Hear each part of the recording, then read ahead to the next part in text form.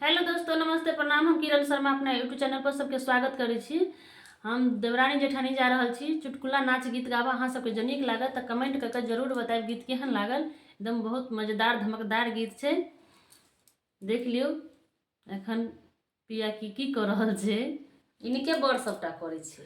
सही बात छै भाई, हमरे छै।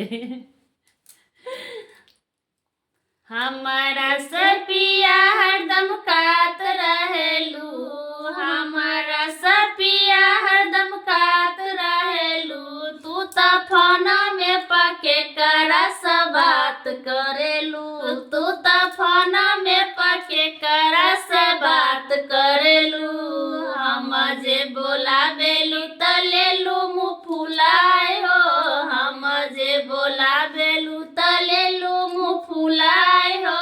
फन से बतियाला पिया दिल से सटाए हो, फन से बतियाला पिया दिल से सटाए हो। साचा सच बतावा के कर साथ रहेलू, साचा सच बतावा के कर साथ रहेलू। तू तो फोना में पके करा से बात करेलू, तू तो फोना में पके करा से बात करेलू।